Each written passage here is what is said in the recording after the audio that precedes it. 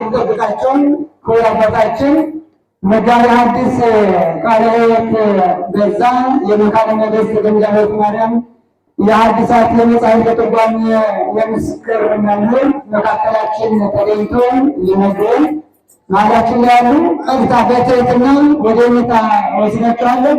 ሁላችሁም ሀሳባችሁን ሰብሰብ አድርጋችሁ ትምህርቱን ተከታተሉ። ልባችሁ አይሸበርባችሁ፣ አይሸሽባችሁ፣ ጸጥ ብላችሁ የትም አንደርስም። ስለዚህ ወደ መምህራችን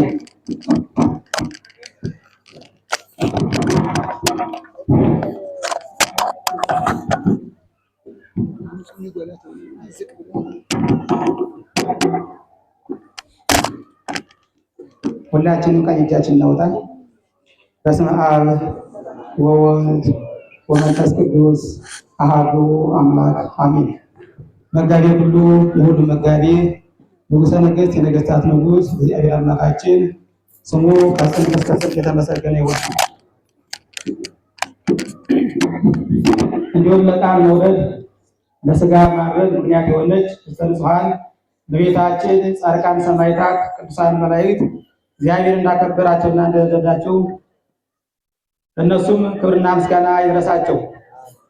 እናንተም እንደሚገባችሁ በቅድሚያ የሀገረ ስብከቱ ዋና ጸሐፊ መምህር ንጋቱ፣ የዚህ ታላቅ ደብር አስተዳዳሪ ሊቀ ኅሩያን ቆሞስ አባ ወልደ መድኅን፣ ሌሎች አባቶቻችን በመምህር ሐረገወይን የተጠራችሁ የአድባራትና የገዳማት አስተዳዳሪዎች፣ የአብነት መምህራን፣ ደቀ መዛሙርት፣ ምዕመናንና ምዕመናት፣ ሌሎችም ሕፃናት በልዑል እግዚአብሔር ስም እንደምን አደራችሁ?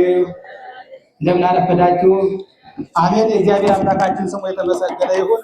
እንግዲህ አስተማሪ እግዚአብሔር ነው፣ መካሪ እግዚአብሔር ነውና የምስጢር ባለቤት እግዚአብሔር አምላካችን ለእኔ ርቱ አንደበትን ምስጢርን ለእናንተ ደግሞ ሰሚ ጆሮ አስተዋይ ጆሮ እንዲያድላችሁ እንዲያድለን የእግዚአብሔር አምላካችን መልካም ፈቃድ ይሁን። የተወሰነ ደቂቃ ከእኔ ጋር እንቆያለን። የትምህርታችን ርዕስ የሚሆነው የጻድቃን ስራ እንደ ብርሃን ያበራል። ኃይለ ቃሉን ከኔ ጋር አንብቡታላችሁ። የጻድቃን ስራ በሉ አትሰሙንም በሉ። የጻድቃን ስራ እንደ ብርሃን ያበራል። ይህን ኃይለ ቃል የምናገኘው ምሳሌ ምዕራፍ 4 ቁጥር 18 ላይ እናገኘዋለን። ኃይለ ቃሉን የተናገረው ሰሎሞን እግዚአብሔር አምላካችን የመረጠው እስራኤልን ለ40 ዘመናት ሲመራ የነበረ ሀብተ ትንቢት የተሰጠው ሀብተ ጥበብ የተሰጠው ሰሎሞን ነው የተናገረውና ምን ብሎ ተናገረ መሰላችሁ? በምሳሌ ምዕራፍ 4 ቁጥር 18 ላይ ፍኖተ ጻድቃን ያበርህ ከመ ብርሃን፣ የጻድቃን ስራ እንደ ብርሃን ያበራል። ያበሩ ወይ ሀጉሩ፣ በዚህ ዓለም ሲኖሩ ስራቸው በስራቸው ታውቀው ስራቸውን መልካም ስራቸው ሰውን ሲጠቅም ይኖራል። ኋላም ደግሞ በመንግስተ ሰማያት ወይም በገነት ሆነው ደግሞ በዚህ ዓለም ላሉ ሰዎች ያማልዳሉ ብሎ ስለ ጻድቃን ክብር ስለ ጻድቃን ደግነት ተናግሯል። የጻድቃን ስራ እንደ ብርሃን ያበራል ሲባል ጻድቃን በዚህ ዓለም ሳሉ ቅዱሳን በዚህ ዓለም ሳሉ በጸሎታቸው በስግደታቸው በጾማቸው በመልካም ስራቸው ሰዎችን ይጠብቃሉ። ኋላም ደግሞ ከሞቱ በኋላ ወደ ገነት ከገቡ በኋላ በዛው ነው ደግሞ በአካለ ነፍስ በዚህ ዓለም ያሉ ሰዎች ኃጢአት ሲሰሩ እግዚአብሔር ሊፈርድባቸው እግዚአብሔር ወደ ሲኦል ሊያወርዳቸው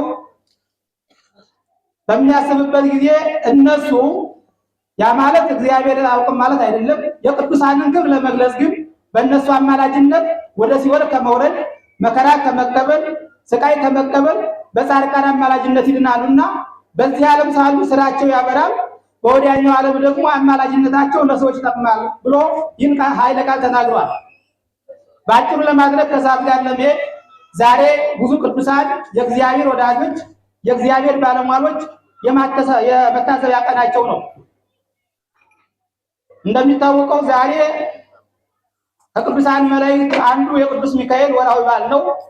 በዛሬው ዕለት ዳንኤልን ጨካኞች አረመኔዎች ግፍ የማይፈሩ ሰዎች ዳንኤልን ወደ አንበሳ ጉድጓድ ጥለውት ነበርና ከዛ ከአንበሳ ጉድጓድ ካለበት ውስጥ ቅዱስ ሚካኤል በዕንባቆም ምክንያት ከአንበሳ ጉድጓድ ውስጥ ገብቶ እንዲመገበው ያደረገበት ወይም የመገበበት ቀን ነው። የሚደግፈው አጥቶ ዳንኤልን የሚረዳው አጥቶ የሚያበላው አጥቶ ሲጨነቅ በቅዱስ ሚካኤል ተራዳይነት አጋዥነት ዕንባቆምን ምክንያት በማድረግ ከዛ ጉድጓድ ውስጥ ገብቶ እንዲመግበው ያደረገበት ወይም እንዲበላ እንዲመገብ ያደረገበት ቀን መታሰቢያ ነው። ሌላው ደግሞ የአባታችን የጻድቁ ምክንያቱም የመጣንበትን ዓላማ የተሰበሰብንበትን ዓላማ ማወቅ ስላለብን ነው። ስንወጣ ልብሳችን ለብሰን ነጭ ልብስ ለብሰናል፣ ነጠላችን አጣጥረናል።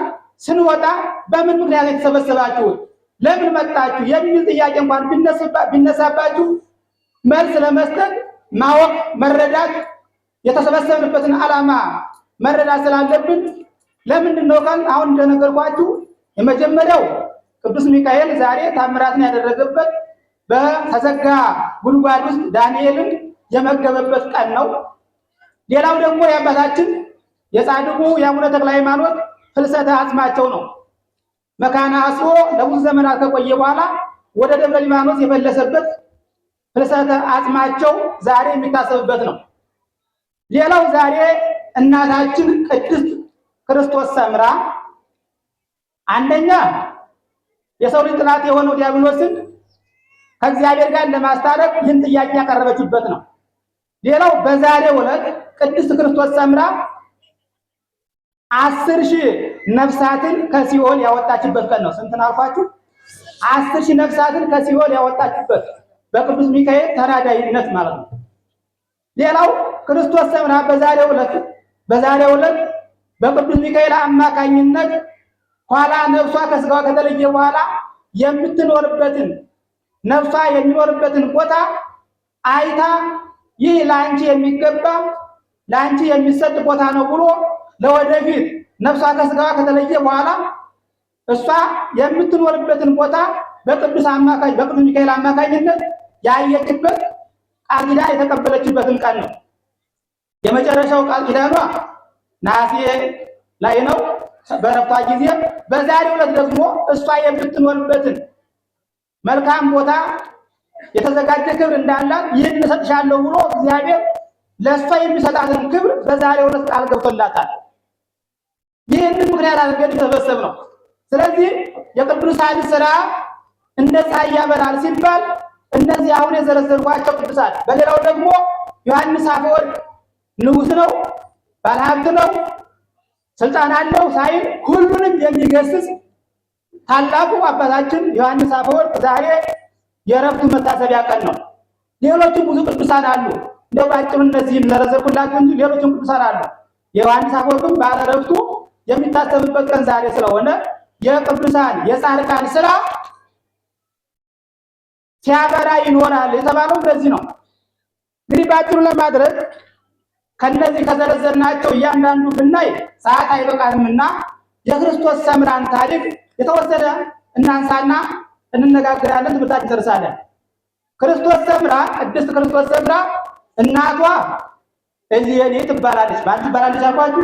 ከኔ ጋር መሆናችሁን ማውቁ ስትመልሱልኝ ነው። ማን ትባላለች? እሌኒ ትባላለች። አባቷ ደግሞ ደረሳኒ ይባላል። ማን ይባላል? ደረሳኒ። እነዚህ ሁለት ባለትዳር ሰዎች እሌኒና ደረሳኒ የክርስቶስ ሰምራ እናትና አባት እግዚአብሔርን የሚፈሩ ለእግዚአብሔር የሚገዙ ፈሪሃ እግዚአብሔር ያላቸው ነበሩ።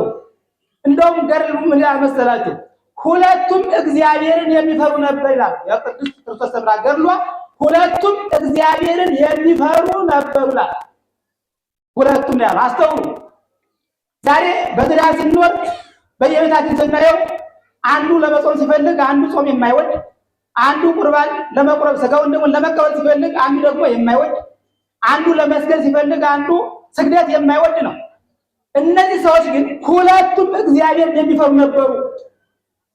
የቅድስት ክርስቶስ ሰምራ አባቷም እናቷም እግዚአብሔርን የሚፈሩ ነበሩ። ዛሬና እግዚአብሔርን እንፈራለን? እውነት ከተነጋገርን በእውነት ይህ ሁሉ መከራ የመጣብን እግዚአብሔርን ስለማንፈራ ለእግዚአብሔር ስለማንገዛ ሕገ እግዚአብሔርን ስለማንጠብቅ ነው። እነዚህ ሰዎች እግዚአብሔር የሚፈሩ ነበሩ ይላል። ሌላው ደጋጎች ነበሩ፣ መልካም ሰዎች ነበሩ። ሰውን አያስቀይሙም፣ ሰውን አያሳዝኑም፣ የእግዚአብሔርን ሕግ አይጥሱም ነበር። ደግነታቸው አጠቃላይ በኢትዮጵያ ውስጥ በኢትዮጵያ ባለ ሕዝብ ዘንድ ታወቀ ይላል። ደግነታቸው የማን የክርስቶስ ሰምራ እናትና አባት ደግነታቸው፣ መልካም ስራቸው። ዛሬ እኛ ስራ ምናችን ነው የሚታወቀው? ክፋታችን ነው ደግነታችን? መልካምነታችን ነው ወይስ ክፋታችን የሚታወቀው? እያንዳንዳችን አንድ ታሪክ ሲተረክ ይህ ታሪክ እኔን ምን ያስተምረኛል፣ ከዚህ ምን እማራለሁ ብለን ውስጣችን መፈተሽ አለብን። የክርስቶስ ሰምራ ታሪክ ሲተረክ በዚህ ዓለም ሳለች የሰራቸው ስራ ሲተረክ በረከት የምናገኝበት ነው፣ የምንማርበት ነው። እሷ የሰራቸውን ስራ ከሰራ ወደ መንግስተ ሰማያት እንደምንገባ ዋጋ እንዳለን ጽድቅ እንዳለን የምንማርበት ስለሆነ አንድ ታሪክ ሲተርክ እንደ ተራ ወይም ደግሞ እንደ ዓለማዊ ታሪክ ብቻ እንዳናየው ልንጠነቀቅባል። እነዚህ ሰዎች ደጋጎች ነበሩ፣ ደግነታቸው በሰው ዘንድ ታወቀ ይላል። ከዛ በኋላ ይቺ ቅድስት ክርስቶስ ሰምራ ከእነዚህ ሁለት ደጋጎች ሰዎች ተወለደች። ከተወለደች በኋላ እሷም ደግሞ እንደ እናትና እንደ አባቷ ደግ ሴት፣ መልካም ሴት፣ ለሰው የምታዝን የምትራራ፣ እግዚአብሔርን የምትፈራ፣ ሰውን የማታሳዝን ሴት፣ መልካም ሴት ነበረች ይላል። አያችሁ፣ እናትና አባቷ ደጋጎች ነበሩ፣ መልካም ሰዎች ነበሩ። ልጅቱም የተወለደችው ቅድስት ክርስቶስ ሰምራ ደግ ሴት፣ ደግ ልጅ ሆነች ይላል። ቅዱስ ጳውሎስ ምን ይላል መሰላችሁ? እምከመ ኮነ ስርዋ ቅዱሰ ከማሁ አይጽቂሃኒ ቅዱስ። ስሩ ጣፋጭ ከሆነ ቅርንጫፉም ጣፋጭ ይሆናል ይላል። ያ ማለት ነው ትዳሩ የተባረከ ከሆነ የተቀደሰ ከሆነ። በነገራችን ላይ ለልጆቻችን የመጀመሪያ ትምህርት ቤት የእናትና የአባት ትዳር ነው።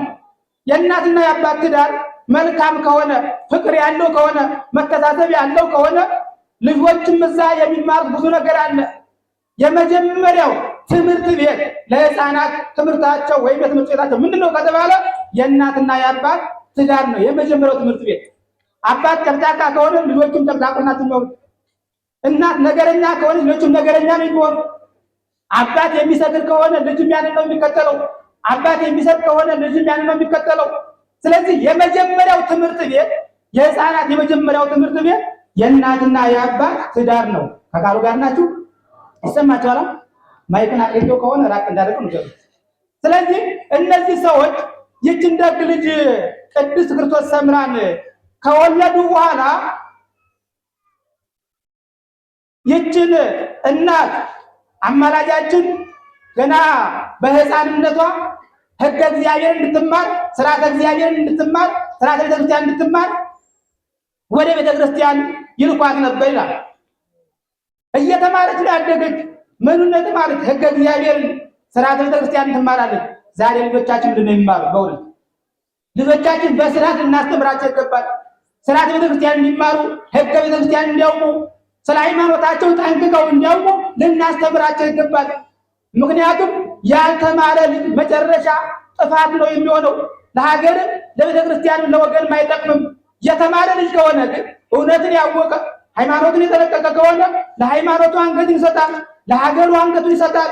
ታማኝ ልጅ ይሆናል። በየመስሪያ ቤቱ ሁሉ ታማኝ ይሆናል። ስለዚህ ቅድስት ክርስቶስ ሰምራ በልጅነቷ ስርዓትን ትማር ነበረ። እንደውም ሲላክ ምን ይላል መሰላችሁ?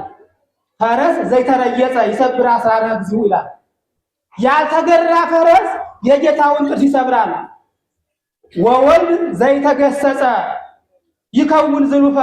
ያልተማረ ልጅ፣ ያልተመከረ ልጅ፣ ስርዓትን ያላወቀ ልጅም አውታታ ይሆናል፣ ከንቱ ይሆናል፣ ጥቅም የሌለው ይሆናል፣ ዋጋ የሌለው ይሆናል። ስለዚህ ልጆቻችሁን ከሕፃንነታቸው ጀምራችሁ ልታስተምራቸው እናስተምራቸው ይገባል። ቅድስት ክርስቶስ ሰምራ ከልጅነቷ ጀምራ ፈሪሃ እግዚአብሔር ስትማር ያደገች፣ ስርዓተ ቤተክርስቲያን ስትማር ያደገች ናት። በልጅነቱ ያላስተማርናትን ኋላ ና ተመለስ ነይ ተመለሽ ብንላቸው አይሰሙንም። በልጅነታችን እናስተምራቸው ይገባል። ስለ ቤተክርስቲያን ጉዳይ፣ ስለ ሀገር ጉዳይ፣ ስለ ፍቅር ጉዳይ፣ ስለ ንጽህና ልናስተምራቸው ይገባል። ቅድስት ክርስቶስ ሰምራ እየተማረች ነው ያደገች። ከዛ በኋላ ለአካለ መጠን ወይም ደግሞ ለአቅመ ሔዋን በደረሰች ጊዜ ቅድስት ክርስቶስ ሰምራ ሰምረ ጊዮርጊስ ለሚባል ደግ ሰው ዳሯት አጋቧት ይላል። ይህች ሴት በትዳር ስትኖር ወይም ቅድስት ክርስቶስ ሰምራ በትዳር በምትኖርበት ጊዜ ከእናትና ከአባቷ ያየችውን ትዳሯ የተባረከ የተቃደሰ ነበረ በዚህ ዓለም ስትኖር። ነገር ግን በገዳም እንዳሉ አባቶች ከእግዚአብሔር ጋር የምትነጋገር ከቅዱሳን መላእክት ጋር የምትነጋገር ብቃት ያላት ሴት ነበረች። ወይም ቅድስት ክርስቶስ ሰምራ ብቃት ያላት ነበር። በምን እየኖረች? በትዳር እየኖረች ከሰምረ ጊዮርጊስ ጋር አብራ ስትኖር ገድሉ እንደሚናገር ወይም ገድሏ እንደሚናገረው 11 ልጆች ወለደች። ስንት ልጆች አልኳችሁ? 9 ወንዶች 2 ደግሞ ሴቶች 11 ልጆችን ወልዳለች። አያችሁ፣ ባለ ትዳር በትዳር የሚኖር በእውነት ትዳር ጽድቅን አይከለክልም፣ መልካም ስራን አይከለክልም። ሁለቱንም ዓለም መውረስ ይቻላል። ሁለቱንም ዓለም ወርሶ መኖር ይቻላል። ክርስቶስ ሰምራ በትዳር ትኖር ነበር፣ ልጅ ታሳድግ ነበር።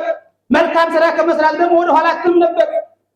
ጥሩ ስራ ከመስራት የተራበውን ከማብላት የጠማውን ከማጠጣት ወደ ኋላ አትልም ነበር። 11 ልጆች ነበሯትና እነሱን እየመከረች ስትኖር የሚገርማችሁ ልጆቿን በስርዓት የሚኖሩ እግዚአብሔርን የሚፈሩ እናት አባታቸውን የሚያከብሩ ነበሩ። ከማን የተማሩትን? ከእናታቸው ከአባታቸው የተማሩትን ማለት ነው።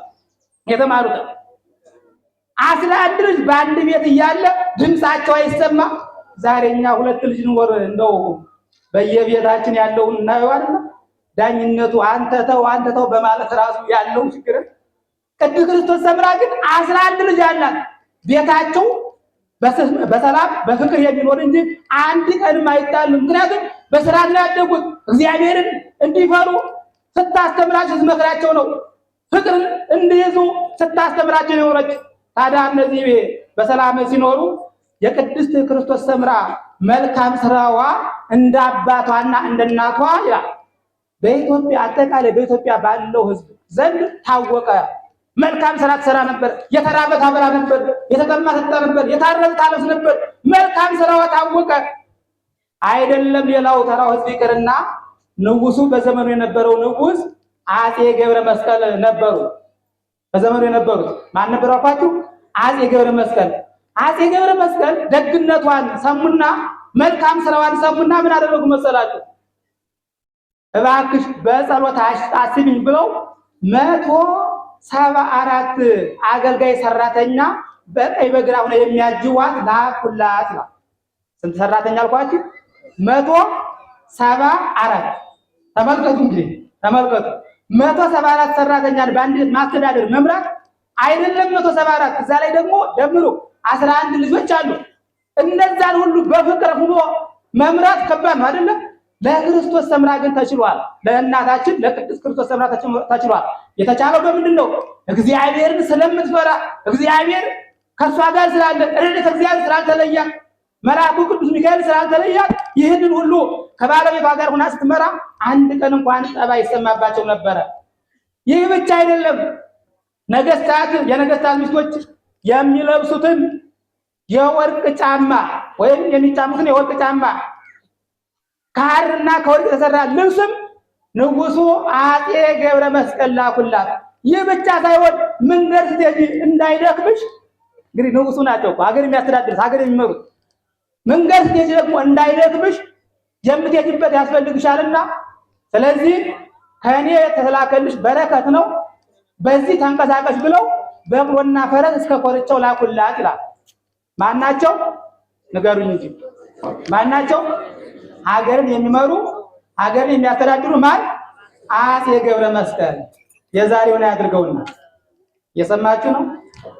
አጼ ገብረ መስቀል አያችሁ።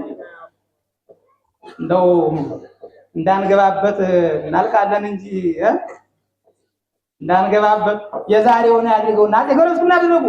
የለም አንቺ በጸሎት እንድታስቢን ይህን ሁሉ በረከት ከኔ ወይም ደግሞ ምድራዊ ሀብት ነው፣ አንቺ ሰማያዊ ሀብት ነው የምታሰጭ። ስለዚህ ይህን ሁሉ ልክልሻለሁ። የዛሬዎቹ ደግሞ አይደለም መስጠቱ ቀርቶ የኛን ይቀሙናል። ዛሬ ያለንባቸው አይደለም መስጠቱ ይቅርና ያለን ነው የሚወስዱ። ይሄ ትምህርትም ስለሆነ መማርም ስላለባቸው ምክንያቱም ይደርሳቸዋል። ጆሮ የምትጠውቱም ትኖራላችሁ። ንገሯቸው። የዛሬዎቹ ምንድን ነው የሚሰሩት? የዛን ጊዜ ባለስልጣን ክርስቲያኖችን አክብረው የሚኖሩ ለክርስቲያኖች የሚቆረቆሩ ለሰው ማናቸውንም ሰው የሚያከብሩ ነበሩ። ዛሬስ በእውነት ልንተሳሰብ ይገባል። መጨካከል የለብንም። ስልጣኑ ኃላፊ ነው። ዛሬ ታይቶ ነገ የሚጠፋ ነው። አምባገነኖች አልፈዋል። እነገሌ ተብለው ነበሩ ማንም አይነካቸው የተባሉ አልፈዋል። ሁሉም ነገር ያልፋል። ዛሬ ታይቶ ከሆነ ነገ ያልፋል። የማያልፈው ሰማያዊ ስልጣን ነው። ምድራዊ ስልጣን ያልፋል። ስለዚህ የምትገዙትን የምንገዛውን ህዝብ ልናዝለት ይገባል። አሁን እየተሰራ ያለው ጥሩ ስራ እየተሰራ ነው። በዛው ልንገራችሁ። ባለስልጣናት ትኖራላችሁ፣ ከሌላችሁም ሄዳችሁ የምትናገሩ ትኖራላችሁ። ንገሯቸው። በሀገራችን እንደ ጎንደርም ጥሩ ስራ እየተሰራ ነው አይደለም? ልማቱ እየተሰራ ነው ያለው ጥሩ ነው። ነገር ግን የሚቀድም ነገር አለ። ከልማት የማን ክብር ይበልጣል? የሰው ክብር ይበልጣል። ልማቱን አንነቅፍም። ነገር ግን የሰው ክብር ደግሞ ሊበልጥ ይገባል። ዛሬ በእጃችን ያለው እንኳን ውዳቂ ዕቃ አይወድቅም አይደል? ክብር አለ። ዝም ብለህ ወጥተህ ሂድ አይባልም። እየሰማችሁ ነው አይደል? ወጥተህ ሂድ አይባልም። ልማቱ አሁን የምናየው በየአካባቢያችን የሚፈሰው እናያለን። ልማቱን አንጸየፈውም፣ አንጠላውም፣ ትክክል ነው። ነገር ግን ሁለት የሚቀድም ነገር አለ። እንንገራችን በዛው ምን የሚቀድም አለ አልኳችሁ? ሁለት ነገር መቅደም አለበት እንደኔ። አንደኛ እነዛ ሰዎች ቤታቸው የሚፈርስባቸው ሰዎች መጠለያ ያስፈልጋቸዋል። ልማት አይልማ አይደለም፣ ይልማ ጥሩ ነው፣ መልካም ነው። ነገር ግን እነዛ የሚወጡ ሰዎች ቤታቸው የሚፈርስባቸው ሰዎች መጠለያ ያስፈልጋቸዋል። ሁለተኛው ደግሞ ወቅቱን ጠብቆ ነው። አሁን የመጣው ክረምት ነው። በላይ ዝናብ በታች ጭቃ ነው አይደለም? ናስ የማነው ወደኋላ ታይሳስ ላይ ህዳር ላይ ቢጀመር እንደው ለመከራየት እንኳን ይመቻል።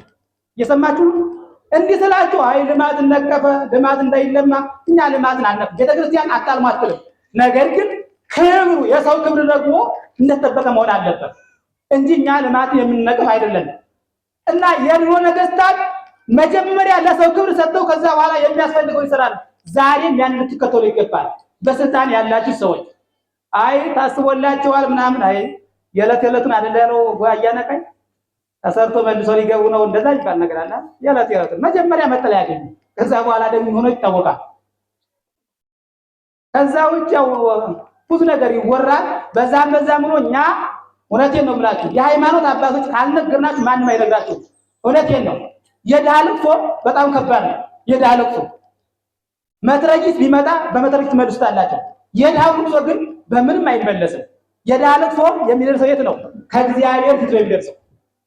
መሳሪያ ቢመጣ በመሳሪያ ይመለሳል። የድሃው ልቅሶ ግን ቀድመ እግዚአብሔር ከእግዚአብሔር ፊት ስለሚደርስ፣ ስለዚህ ጥንቃቄ ይገባል። ልማቱ ይልማ፣ ነገር ግን ቅድሚያ ደግሞ የሰው ህይወት የሰው ክብር መጠበቅ አለበት። ተስማምተናል? ደስ አላላችሁም ማለት ነው? ቅር ብላችኋል? እንዲህ ስላችሁ ልማቱ አይልማ እያልኩ አይደለም። አንዳንዶች ደግሞ አስጨበጨበ እኮ ልማት ይልማ ጥሩ ነው። መጀመሪያ ግን ለሰው ክብር ይሰጠው፣ ቦታ ይሰጣቸው፣ ወይም ደግሞ መጠለያ ይሰጣቸው። ምክንያቱም ዛሬ እያየን ተጨካክነናል እኮ።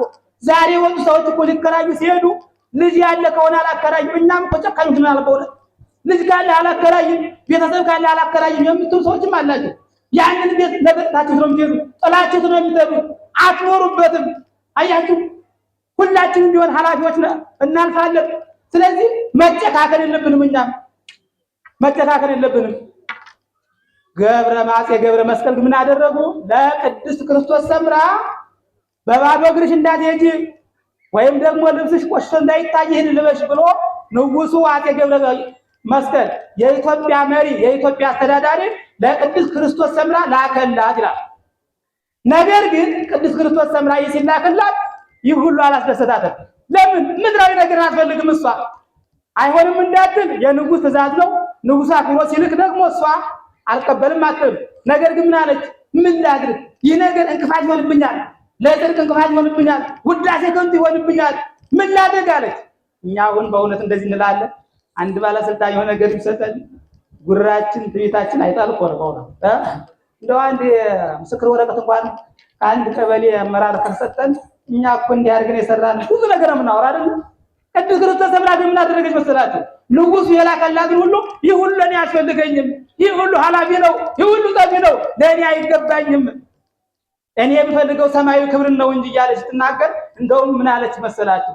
ይህ ወርቁ፣ ልብሱ፣ ጫማው ሁሉ ተሽጦ ለነዳያን ይመጸወታል። አሁን እኔ የጨነቀኝ የእነዚህ ሰራተኞች ጉዳይ ነው። 174 ሰራተኛን እንዴት አድርገዋለሁ? ገንዘቡ ይሰጣል ለነዳያን፣ ምን ላድርግ ያለች ወደ ፈጣሪዋ ትለምን ነበረ። ስትለምን አይዞሽ እኔ የሚሆነው እነግርሻለሁ እያለ እግዚአብሔር የሚያጽናናት ነበር። ሁላችንም እግዚአብሔር አምላካችን ያጽናና። ብዙዎቻችን ተጨንቀን ያለነውና መልአኩን ላክልን በእውነት በኑሮ ውድነት በሌላ መልኩና እንደዚህ ያለ ስትናገር ከዕለታት በአንድ ቀን ከባለቤቷ ጋር ከቤቷ ተቀምጣ ሳለ ቅድስት ክርስቶስ ሰምራ ቅዱስ ሚካኤል በቤቷ ተገለጸላት ይላል። ማን ተገለጸላት? ዝም ብሎ መሰላችሁ የመጣው 3 ዳቦ ይዞ በጣም ነጭ ሆነ የሚያምር 3 ዳቦ ይዞ መዓዛው ወይ ሽታው ደግሞ የተለየ የሆነ የሚጣፍጥ ይዞ ቀረበ። እሷ ታያለች። አያችሁ፣ ባለትዳር እኮ ናት። ባለትዳር ሆና ግን በቤቷ ውስጥ መልአኩን ታየው ነበረ። የምን ምልክት ነው? ብቃቷ ማለት ነው። ሌላ አባቶቻችን ታወቅበት ጎንደር ዋልድባ ናት አይደል? በትዳር ኑሮም እንደዚህ መልአክን ማየት ይቻላል። ቅዱሳንን ማየት ይቻላል። ንጽህናው ካለ፣ ቅዱስናው ካለ፣ ብቃቱ ካለ፣ ፍቅሩ ካለ፣ መተሳሰቡ ካለ ሁሉም ነገር ይሰጥራል። ቅዱስ ክርስቶስ ሰምራ በትዳር ሆና ግን በብቃቷ ቅዱስ ሚካኤል ከቤቷ ሲገለጽ ታይ ነበረ። ታዲያ ያንን ዳቦ ቅዱስ ሚካኤል በእጁ ይዞ ታያለችና ሰራተኞቹ አያዩ። ከሰራተኞቹ አንዷን ጠራችና እባክሽ ያንን ዳቦ ተቀበይና አምጪልኝ አለቻት። ሰራተኛዋ አላየችም። ከቤት ያለው ከመሶቡ ያለውን ዳቦ ይዛ ቀረባለች። አንቺ እሱን አይደለም ያልኩሽ በዛ ሰው የተያዘውን ወይም ያ ሰው የያዘውን ዳቦ አምጪልኝ አለቻት። ጨነቃት ሰራተኛዋ። ትሄዳለች፣ ለአንዷ ትነግራታለች፣ ታመጣለች። ያችኛዋ እሱን አይደለም ያልኩ። ምን ሆነች እናታችን?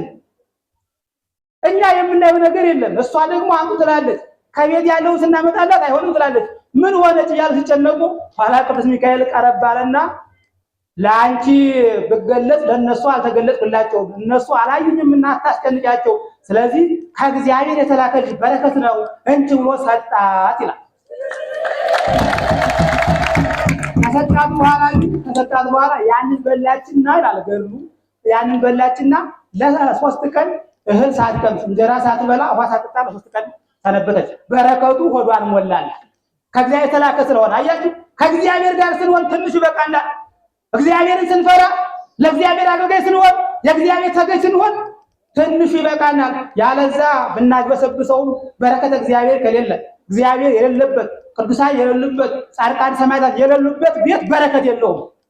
ቅዱስ ክርስቶስ ሰምራ ግን እግዚአብሔርን ትፈራ ስለነበረ ያ አንድ ጊዜ የበላችው እስከ 3 ቀን ድረስ እህል ሳትመገብ ኖረች። ከዛ በኋላ እንደዛ እያለ ስትኖር ከዕለታት በአንድ ቀን ከሰራተኞች መካከል አንዲት መጥፎ ሰራተኛ ነበረችና ሁልጊዜ ስትነግራት አትሰማ። ገንዘቧን የምታባክን የምታጠፋ ተነግራ የማሰማ ነበረች። የሰማች ነው። ገንዘቧን የምታባክን ስትነገር የማሰማ ቀኝ ሲሏት ግራ፣ ግራ ሲሏት ቀኝ የምትል አንዲት ክፉ ሰራተኛ ነበረችና ብትመክራት ልትሰማት አልቻለችም። እየሰማችሁ ነው። ይሄ ሰራተኛና አሰሪ እንደው ካነሳ ነው አይቀር እውነቴን ነው የምላችሁ። ነገሩ ሰራተኞች እዚህ አይመጡም አይሰሙም እንጂ ሰራተኞችን በአግባቡ ልትታዘዙ ይገባል። የኔ ብላችሁ ልትይዙ ይገባል። ቤቱን ልጆቹን የኔ ብላችሁ ልትይዙ ይገባል። እኛ አሰሪዎችም ደግሞ እንደ ልጆቻችን ልናያቸው ይገባል። አንዳንዶቻችን እኮ ጨካኞች ነን። ለልጆቻችን የማንሰጠው ለሰራተኛ እንሰጣለን አይደል? ልጆቻችን የሚበሉት ይታመማሉ። ያደረ ምግብ ነው ያለውን እኛ የተጸየፍነውን ለሰራተኛ ግን እንሰጣለን። ሁላችሁም አይደላችሁ። አንዳንድ ሰዎች ግን አላችሁ። አንድ ብርጭቆ ተሰበረ ብላችሁ የወር ደመወዝ የምትቀሙ አላችሁ። የሰማችሁ ነው። አንድ ብርጭቆ ተሰበረ ብላችሁ የወር ደመወዝ የምትቀሙ አላችሁ። በእውነት እነሱም አጥተው ነው ከኛ የተጠጉ ሰራተኝነት የገቡ። ስለዚህ ሰራተኛ በአግባቡ ልትሰራ ሊሰሩ ይገባል። ሰራተኞችም እኛም ደግሞ በአግባቡ ልንይዛቸው ይገባል። ይቺ ሰራተኛ ስትነገር አሰማም፣ ብትመከር አሰማም ነበረ። ከዕለታት በአንድ ቀን ሰው ናትና ተበሳጭታ ተናዳ በያዘችው መቆስቆሻ ይላል ስትመታት ያቺ ሰራተኛ ወዲያው ሞተች። ከሞተች በኋላ ተጨነቀች። እንዴት እኔ አንዲት ክርስቲያን ሁኜ የክርስቶስ ሥጋና ደም የምቀበል እንዴት በኔ የክርስቶስ ፍጥረት ባሪያው የፈጠረው በስላሴ ላይ የተፈጠረ ፍጥረት እንዴት ይጠፋል? ይህች ሴት እንዴት ትሞታለች? ይህች ሰራተኛ ትሞታለች ብላ ትጨነቅ ነበር። ክርስቲያን ነኝ፣ በዛም ላይ ደግሞ የካህን ሚስት ነኝ አለች። ሰምረ ጊዮርጊስ የሚባለው ባለትዳር ወይም ባሏ ካህን ነበርና ክርስቲያን፣ ከዛም ላይ ደግሞ የካህን ሚስት እንዴት አድርጌ ነው ይሄን ነገር ማድረገው? ወደ ፈጣሪዋ ትጮህ ነበረ፣ ታለቅስ ነበረ። ስንቶቻችን ዛሬ ንስሐ ገብተናል? ብዙ ስራ እኮ ሰርተናል። እግዚአብሔርን የሚያስቀይም ሰውን የሚያስቀይም ስራ እኮ ክፉ ስራ ሰርተናል። ስንቶቻችን ግን አልቅሰናል። ቅድስት ክርስቶስ ሰምራ ግን አለቀሰች።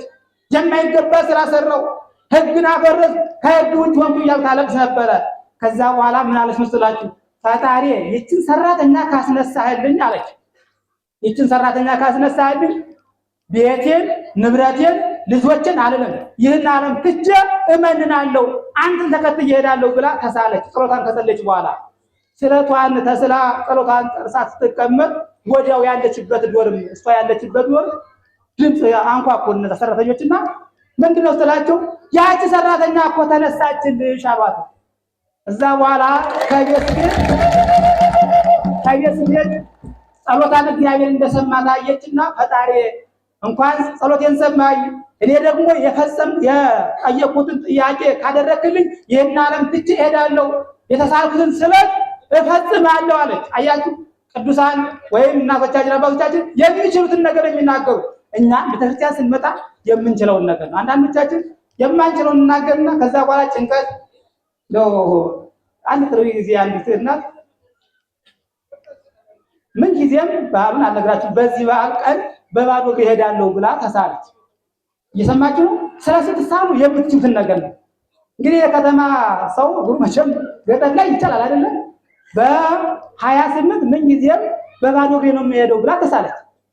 ግን ለመሄድ ስትሞክር መንቀሳቀስም አልቻለች። አያችሁ ጭንቀት እንደገና ምን ላድርግ ተስያለሁ፣ በባዶ እግሬ ነው የሚሄደው እያልኩ ተስያለሁ። ስለዚህ እኔ ደግሞ አልቻልኩትም፣ ምን ላድርግ እያልኩ ስታለቅስ ስታነባ አይተናል። አያችሁ ያንን እኛ በምንመልሰው እንደ መጽሐፉ መልሰንላታል። ለጠየቀችው አካል ማለት ነው፣ እንደ መጽሐፉ መልሰንላታል። ስለዚህ እኛም በምንሳልበት ግን የምንችለውን የምናደርገውን ነው። ቅዱስ ክርስቶስ ሰምራ የምትችለውን ነው፣ እንደምትችለው ስላወቀች ነው ይህን አልቻለሁ ያለችና ከዛ በኋላ እንኳን ስለቴን ሰማህልኝ ይህች ሰራተኛ ተነሳች እንጂ ይህን ዓለም ትቼ እሄዳለሁ ብላ ምን አደረገች መሰላችሁ? መነኮሳት የሚለብሱት መናንያን የሚለብሱት ልብስ ታዘጋጅ። ከሰራተኞች መካከል አንዷ ምንድነው እናታችን ልብስሽን ታዘጋጃለች፣ ይህ ደግሞ የመናንያን የመነኮሳት ልብስ ነው፣ ምን ያደርግልሻል አለቻት። ቅዱስ ክርስቶስ ሰምራ ማለት መሰላችሁ የነፍስ አባቴ አለች ልብሳቸው አልቆባቸው ለሳቸው ይዤ ልሄድ ነው ይሄን የማዘጋጀው አለች። የምናኔ ወይም ደግሞ የመነኮሳት ልብስ ታዘጋጅ ነበርና አንቺ የምትለብስ እስካሁን ያማረበት ልብስ ነው፣ አሁን ደግሞ ታዘጋጀው የመነኮሳት ወይም የመናንያን ልብስ ነው፣ ምን ያደርግልሻል ስትላት የነፍስ አባቴ ልብሱ ስላለቀባቸው ስለዚህ ለሳቸው ይዤ ልሄድ ነው አለች። እሺ ብለው ዝም አሉ። ከዛ በኋላ ቀኑ ሲደርስ የሚሄድበት ከቤቷ የምትወጣበት ቀን ሲደርስ ምን አደረገች መሰላችሁ? ተነሱና ቤተክርስቲያን ደርሰን እንምጣ አለቻቸው። ሰራተኞች ተነስተው ሄዱ። ቤተክርስቲያን ተሳልማ ሰግዳ አልቅሳ አባቶቻችን ሐዋርያትን አባቶቻችን ሰማዕታትን እንዳጸናህ እኔንም ማጽናኝ ብላ ጸሎት ጸለየች። ማንንም ማጽናለች? እኔንም ማጽናኝ። አያችሁ የምንችለውን ነገር ወይም ደግሞ እኛ የምናደርገውን ነገር እንድንችለው እግዚአብሔርን ልንለምን ይገባል። በእኛ አቅም ስለማይጨማት ነው። ለመነች። ከለመነች በኋላ ሰራተኞች እናንተ ወደ ቤታችሁ ተመለሱ። አንድ ሰራተኛ ከኔ ጋር ትሄዳለች፣ አንድ ደግሞ ገና ጡት ያልተወ የሚጠባ ሕፃን ነበርና እሱ ከኔ ጋር ይሄዳል፣ እናንተ ተመለሱ ብላ እነዛ መለሰችና አንዷን ሰራተኛ አስከትላ ለብሳው የነበረችው ከአፄ ገብረ መስቀል የተላከ የወርቅ ጫማ ነበረ። ያንን መንገድ ላይ ውልቅ አደረገችና ሽጣ ለነዳያን መጽውታ በባዶ እግሯ መሄድ ጀመረች። የወርቁን ጫማ የለበሰችን የሚያምረውን አውልቃ በባዶ እግሯ። ነገር ግን ያለስልሶ የነበረው ሰውነቷ አካሏ አልችል ብሎ እግሯ ወይም የእግሯ ስጋው ቁርጥ እያለ ይወድቃል። ሰራተኛዋ ከወደ ኋላ እየተከተለች ያንን የወደቀውን የአካሏን ቁራጭ ትቀበል ተይዘው ነበር በልብስ ይላል። ሲሄዱ ገዳሙ ላይ ሲደርሱ እንግዲህ በገዳም ስርዓት ወንዶች የሚቀመጡበት የወንዶች ገዳም አለ፣ የሴቶች ገዳም አለ። ራሱ የቻለ ነው። ወንዶች ወደ ሴቶቹ፣ ሴቶች ደግሞ ወደ ወንዶች ገዳም አይሄዱ። ያ የተሰራ ስርዓት ነው። በፍትሐ ነገሥቱ ወንዶች መነኮሳት ወደ ሴቶች መኖሪያ መሄድ የለባቸውም ይላል። ምናልባት ሴቶች መነኮሳት ሙተው ለመገነዝ ካልሆነ በቀር ይላል።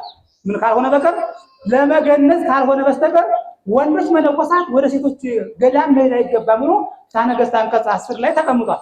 እና ያ ስርዓትን በገዳሙ ነበርና የያዘችው ልጅ ወንድ ነበረ። ምን ነበር አልኳችሁ? ተካሉ ጋር ማለት ሂዳችኋል መሰለኝ። ስትሄዱ ሄደናል በሉ አላችሁ። ታዲያ ያ ወንድ ልጅ ነበርና ምን ላድርግ እኔ የሚገባ ከሴቶች ገዳም ነው፣ እሱ ደግሞ ወንድ ነው። ምን ላድርግ ያሽተጨነቅ የአባቶችን ስርዓት ከማፈርስ እግዚአብሔር እንደፈጠረ ይጠብቀው እንጂ ከዚህ ነው ትቶ የሚሄደው ብላ ከገዳሙ ታው ገባች። ያነጻ አያችሁ። አሁን እኛ ብንሆን በእውነት አይ የእግዚአብሔር ትእዛዝ ከሚጠበቅ የእግዚአብሔር ትእዛዝ ከሚጠበቅና የኛ ልጅ የሆነ ነገር ከሚያገኝ ማን ነው ምን መረጥ? አረ የእግዚአብሔር ትእዛዝ ቢፈርስ ምን አገባል? አሁን በየቤተ ክርስቲያኑ አንዳንድ ስርዓት ሲፈርስ የሆነ ነገር ሲደረግ አንድ ዲያቆን ወይም አንድ መምህር አንድ ካህን የሆነ ነገር አድርጎ ሲቀጣ አይ ስላደረገ ነው ትእዛዝ እግዚአብሔር ስላፈረሰ ነው ስርዓተ ቤተ ክርስቲያን ስለጣሰ አይደለም የኛ ወገን አይደለም። ለምንድን ነው የኛን ወገን እንዲያደርግ ነው? ምን ምንኛ ቅዱስ ክርስቶስ ሰብራ ምን አደረገች? የለም ስርዓቱ ከሚጣስ የገዳሙ ስርዓት ከሚጣስ እግዚአብሔር እንደፈለገ ያድርገው እሱ እንደፈጠረ እሱ ይጠብቀው ብላ ከገዳሙ ውጭ ትታው ሄደች። እኛም መማር ያለብን ይሄን ነው። በእውነት ምንድነው ችግሩ? አንድ ችግር ሊኖር ይችላል።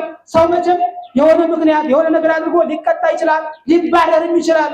አንድ አገልጋይ ሲባረር ግን የተባረረበት ምክንያት ምንድነው ብለን ማጣራት እንጂ አይ የኛ ወገን ስለሆነ ነው ከወገን ከዘር ጋር አናገናኝ። በእውነት ምናልባት ያላግባ ከሆነ በትክክል መጠየቅ አለበት እንደዚህ የሚያደርጋካል።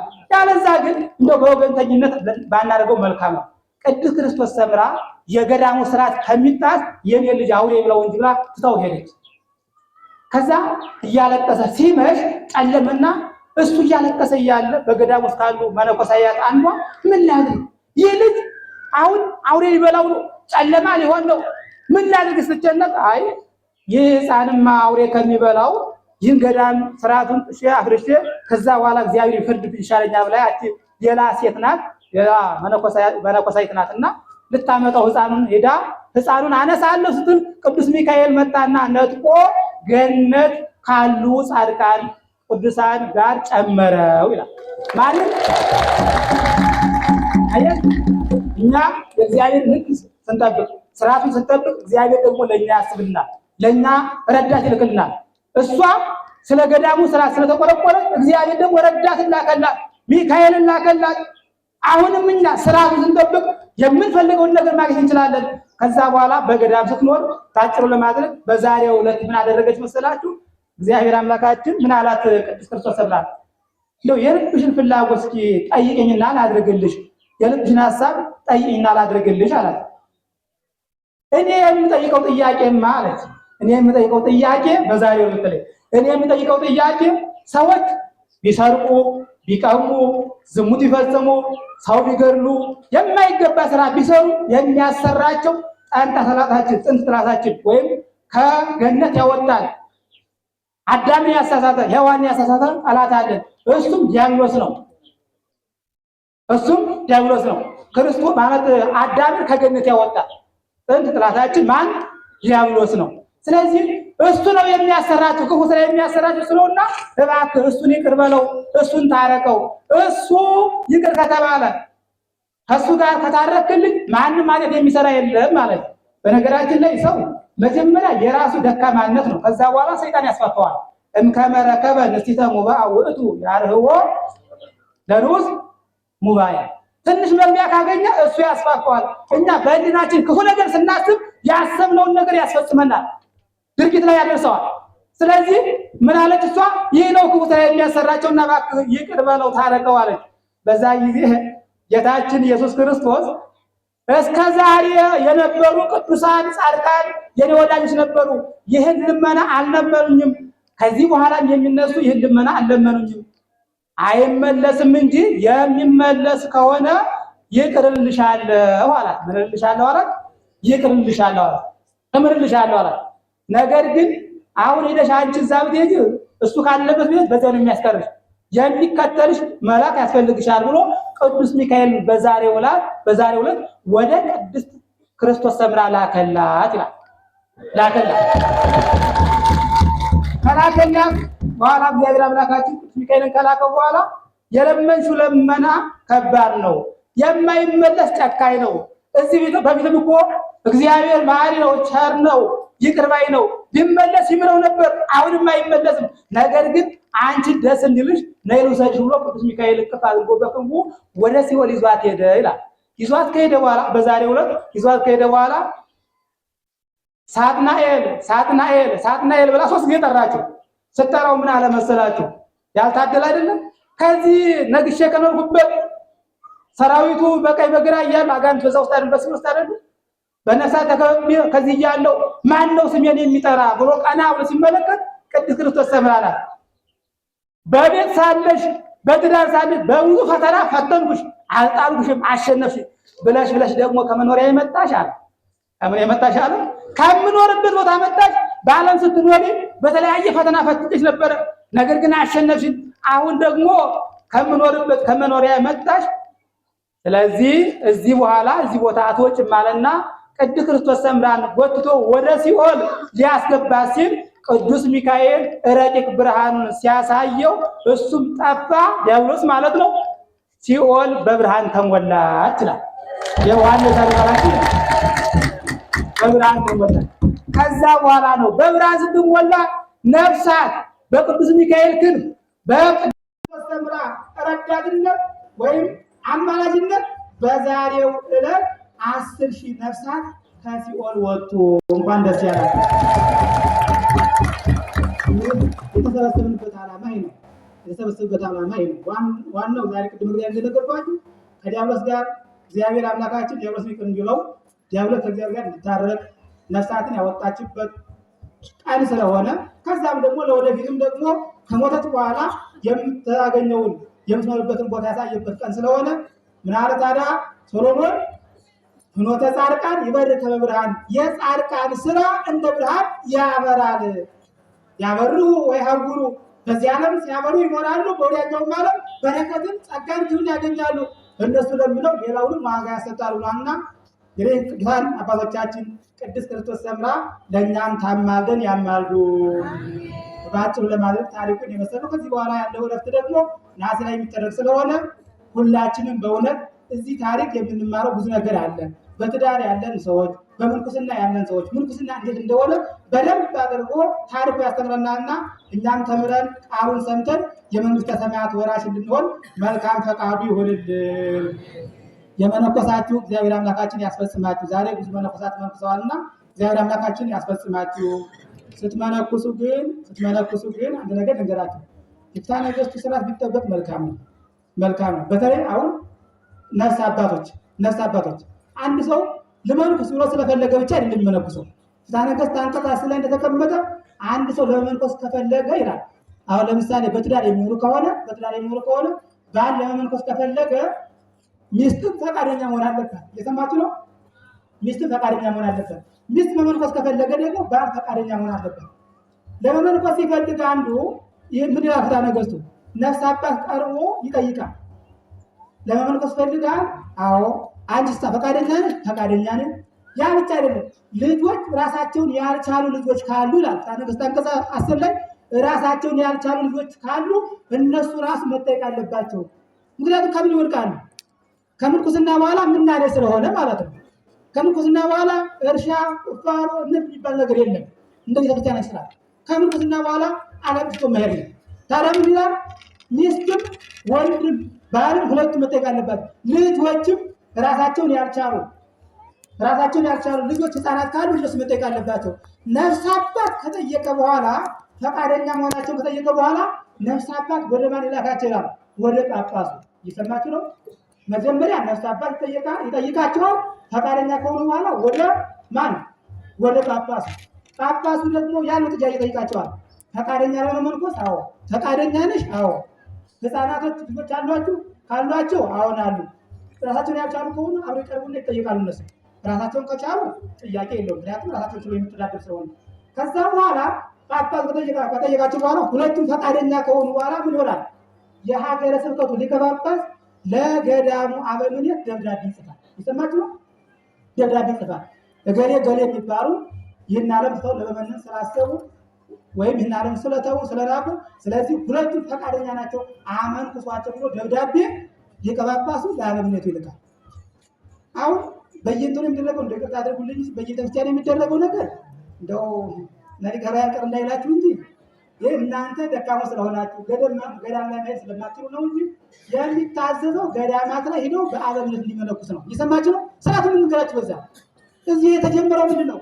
ደካማ ስለሆናችሁ ሌላ ቦታ ላይ ገዳም ሄዱ በመንኮስ ወይም ደግሞ እናንተ ለመሄድ ስለምትሉ በዛ ምክንያት ነው እንጂ እንደ ነገርቱ ገዳም ላይ ሄዶ አበምኔቱ ያመንኩሳችሁ ነው የሚል እየሰማችሁ ነው።